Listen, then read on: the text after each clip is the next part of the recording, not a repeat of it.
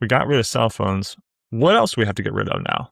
This episode of the Christian Principles Podcast is brought to you by the Herzog Foundation. And as always, the thoughts and opinions expressed within this episode are those of your hosts and not necessarily the Herzog Foundation.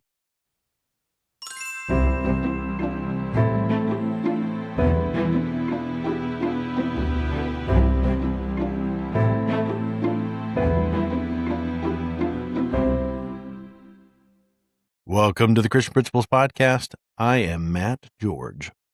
And I'm Mark Zockoll, and I am pumped to be here with you today. And I tell you what, I have been playing nicely and not so nicely in some of the comments on Facebook.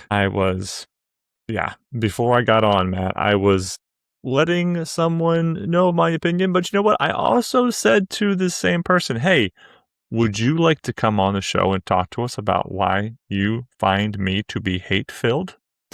Let's talk about that. Let's see which of us actually cares about children more. Huh?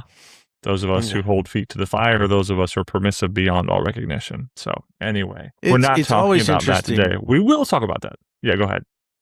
It's always interesting to me that whenever people get into this place where they feel like they can just let you know what they think, like you are such a hateful person, like it never comes across in a nice way. Like they are suddenly like the nicest person in the world. And is that sort of rhetoric going to change my mind to come to whatever side you're on? No. Like, you think that we even approach me differently to get you to see your side? Ask me about what I have to say. No, not at all. But again, that's not why we're here. We're here to actually bash clip-on trackers. That's what we're going to bash today. That's what we're going to talk about today for anybody who cares to know, who cares to listen, which hopefully are a lot of you. Before we keep going, though, let's hear from the Herzog Foundation as well as from GradeLink Student Information Systems. This episode is brought to you by our partners at the Herzog Foundation, whose mission aligns beautifully with ours to advance and support Christ-centered education.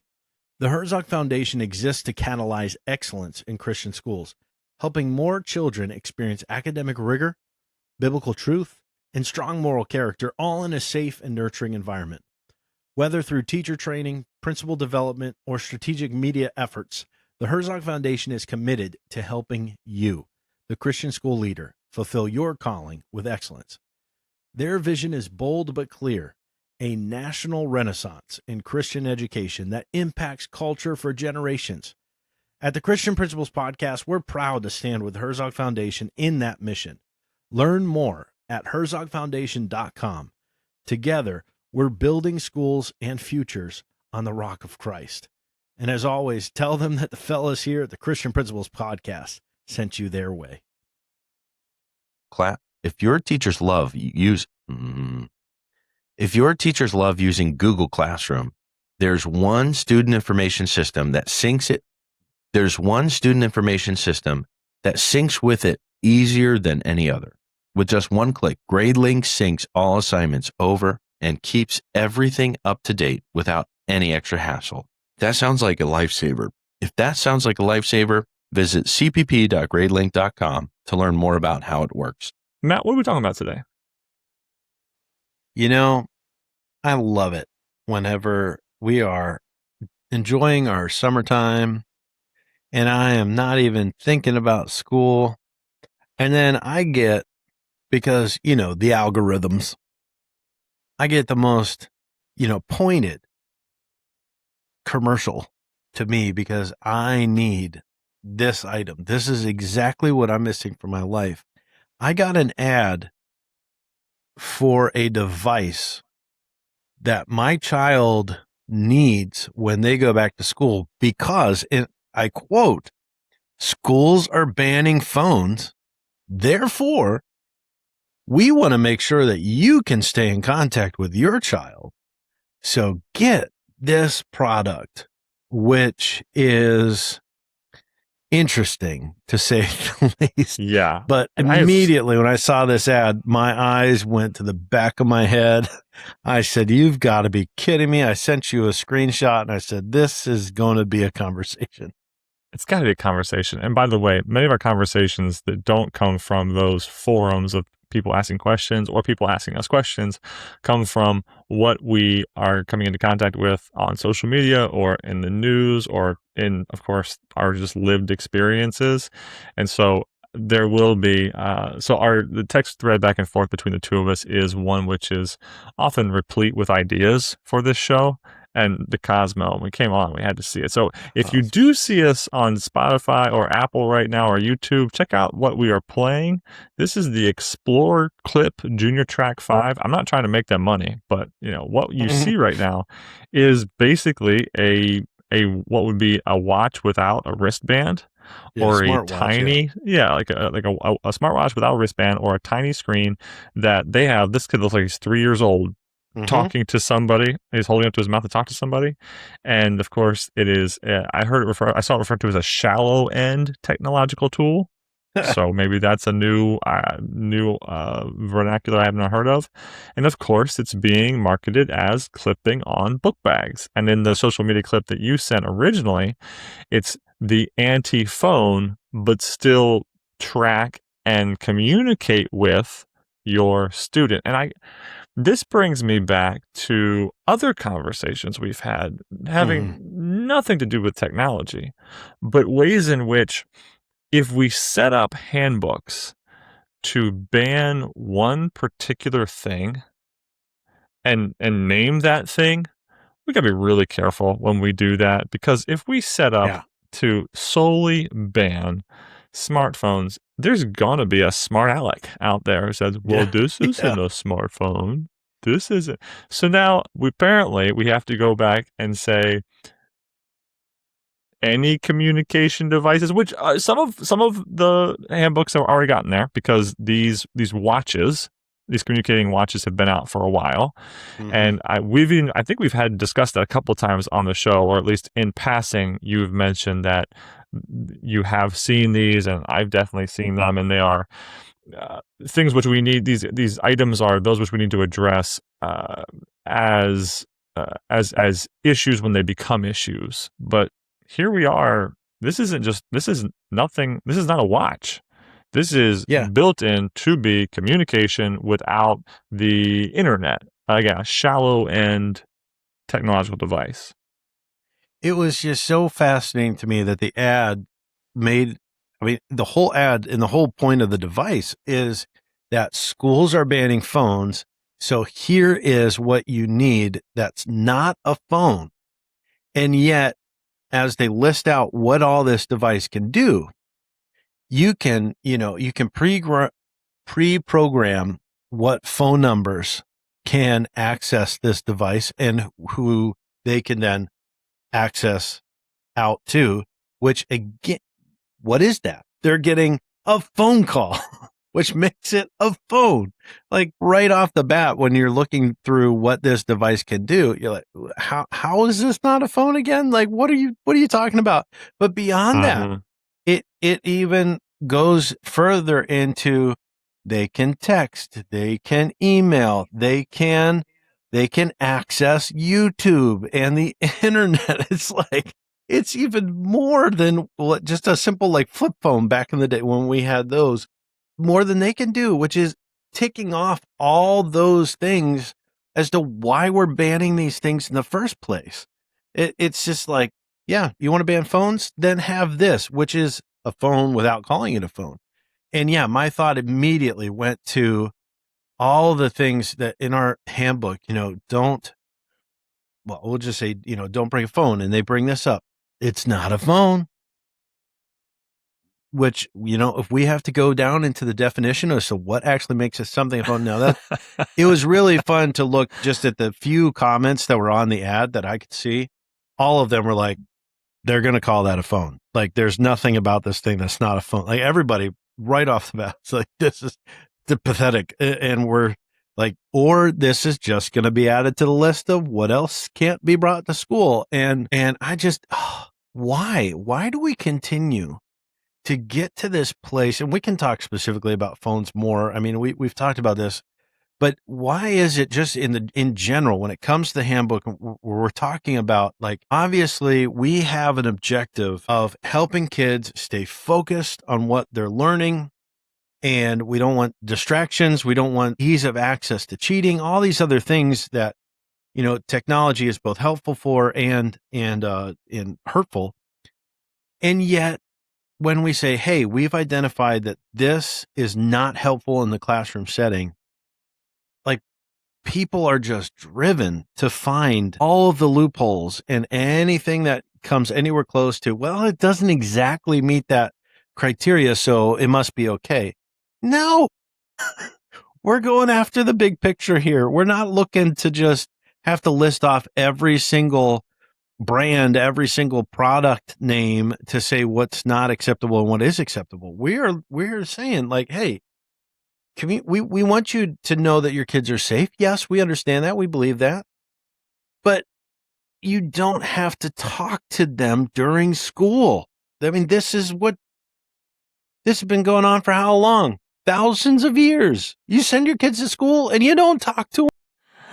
Let them learn.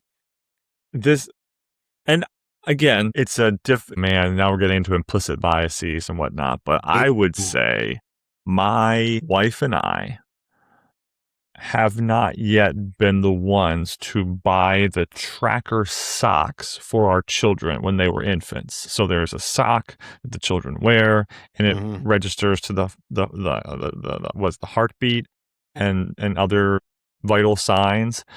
I'm sure there's great reasons for those to be there, and there's parents who need that reassurance. And before God, that's fine. I don't have a problem with that. I'm not one who felt that need necessarily or at all. Don't feel that need at all. I was more so the one telling Andrea to shut off the monitor, which, by the way, monitors have not always been there, right? That's recent in and of itself. So I do say that out loud. I will say that here. I'm not immediately interested in having to put a tracker on my child, but I'm also not sending my child on a public transportation urban bus to the school. So, okay, that's fine. I get that. Granted. Okay. But you were saying about this not. So again, I say that to address my own viewpoint on the matter. Second point, you talk about these not being phones. What's interesting is you can buy the clip for $16, and the clip is the bright silicone outside. It fits what is actually the phone or the device, the watch, the smartwatch. So it's a smartwatch without the band that clips or moves into the clip. And I'm looking at the screen right now. I'll share it again with everybody because it's too good not to. On the screen, there's a button that says My Apps.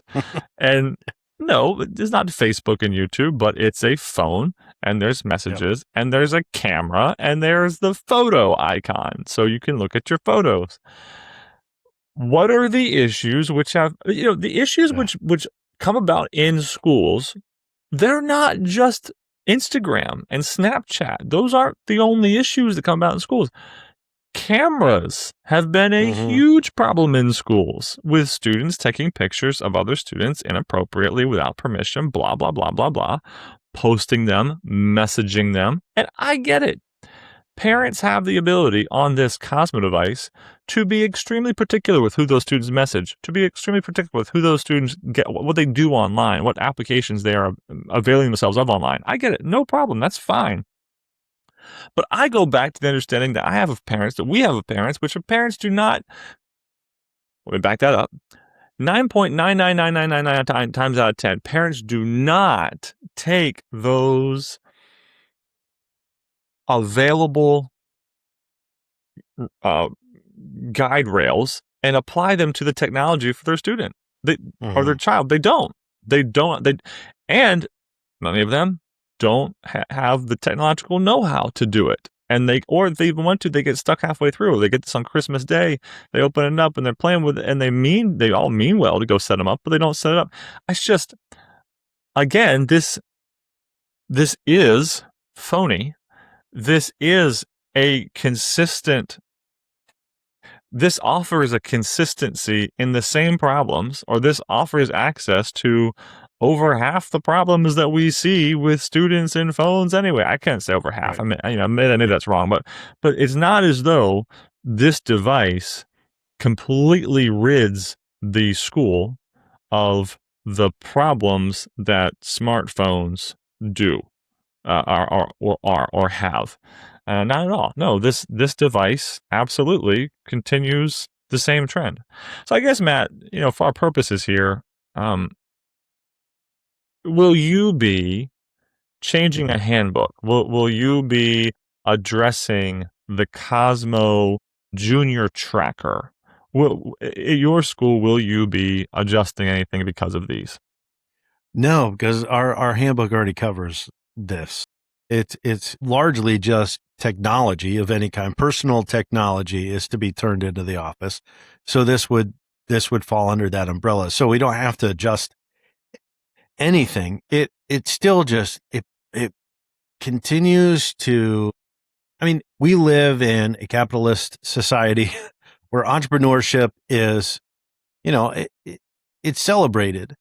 And it shouldn't surprise me that, here we've been talking for over a year now, almost over 2 years, really, on our show about the wisdom behind not allowing cell phones and even technology to a great extent in schools is a good thing.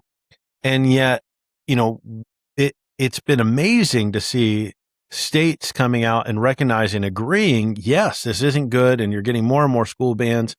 So, the companies out there being, they're not letting phones in school anymore. So let's sit down and let's actually figure out a way that we can work around that and sell more products and create more products. And I don't know. I guess if your school doesn't have the, not necessarily, maybe your bell-to-bell ban is that they can't have it on their person. They can have it in their locker. Like these things, I guess, would work for that because they're clipped to their book bag. But yeah, I just, again, even in the comment section, no, they're still going to be banned because they're still phones and they're still going to be able to do all these other things that we don't want kids doing. So yeah, the nice thing is I don't have to adjust my handbook.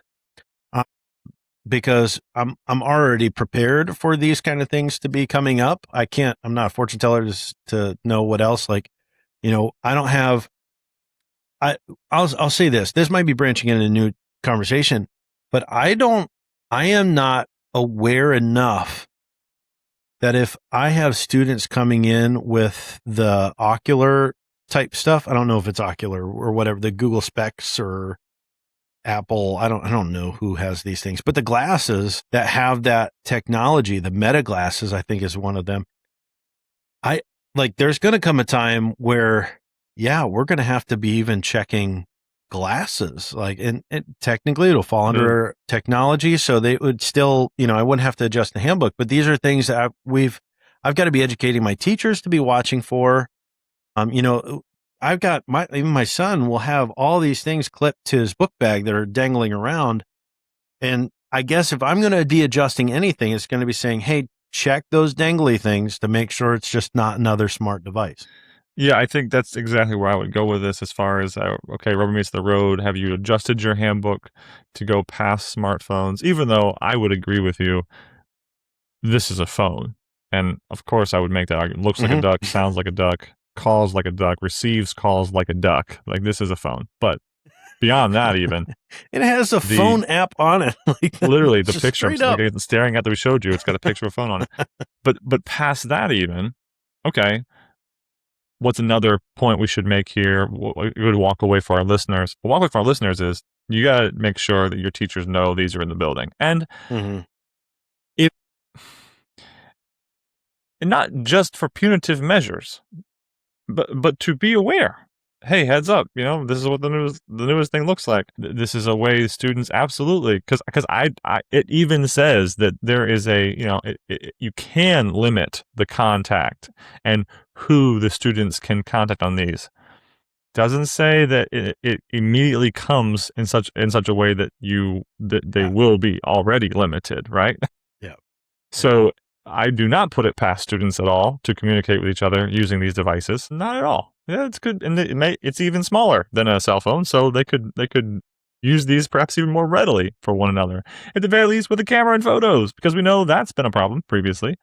So again, if we are looking to bring something, if we have a good handbook stance, or perhaps you need to adjust your handbook to provide for further technology, but then just to make your parents aware, not your parents, excuse me, your faculty and staff aware. You can make your parents aware of this, though. The clip is Don't buy 16. this. Well, yeah, maybe, but the clip is $16. The actual, what is the smartwatch, is between $80 and $130. But then, guess what? It's subscription based, so you have to pay between what comes out, I think, to like $10 if you prepay it for a year, all the way up to like $20 if you pay it per month. So this is an investment on the parent side. This is not quite the same cost as a smartphone initially, but then it becomes a pretty significant cost for them. Oh, there's also a one-time activation fee from what I see here. So you're talking about over $100 to get this item, and then you're servicing it with between $10 and $20 every month around that. So, and it is a mandatory cellular subscription plan, by the way. Oh, I have it right here. Month to month, $20, 12-month contract, $15, 6-month, $15 with $90 up front, and then a 1-year plan, $12.99. A 2-year prepaid plan is $10 a month, $240 up front. So then we come back to the conversations about people can afford Disney vacations, but they can't afford their tuition. And other conversations to be had. We should go ahead and wrap this one up, though, because we're actually well under our usual time, and we have not been with our last few episodes. So, folks, 227, you can be thankful. We're going to shut up, round it up early, round it off early. We've introduced to you something that isn't a cell phone, and hopefully you're stronger for it as you get ready for your school year. We're going to spotlight today Miss Stephanie Carter of Community Baptist Christian School there in Indiana. Stephanie Carter happens to be the assistant administrator, also the elementary principal there at Community Baptist Christian School. Stephanie, thank you for what you do. As the elementary principal, I'm sure you might even have more interaction with these than some of the rest of us will in our upper school setting. So Matt's going to pray for you, and he's going to pray that, I don't know what he'll pray for, but I imagine at some point he's going to pray the Lord allows you insight as you need it to deal with these rising technologies. Let's pray. Father, thank you for Stephanie and the support that she gives there at Community. I know we prayed for Matt already as he leads the way, but Lord, even in her role as elementary principal, I know there are so many things that are easy distractions to the program that she has developed with her team to give their students the best opportunity of growing and learning, and a lot of distractions. I just pray that she would be able to identify and clearly communicate to parents the need for steering clear of those things and helping and creating the best learning environment that they can have there in South Bend. So I pray that you would help her, encourage her, support her through her personal walk with you, and as she gears up for this coming school year, that she would have the team that would enable her to do her best, all for your honor and glory. I pray this in Jesus' name. Amen. Matt, thank you for your prayer for Stephanie. Everyone else, thanks for coming out today to listen to this episode.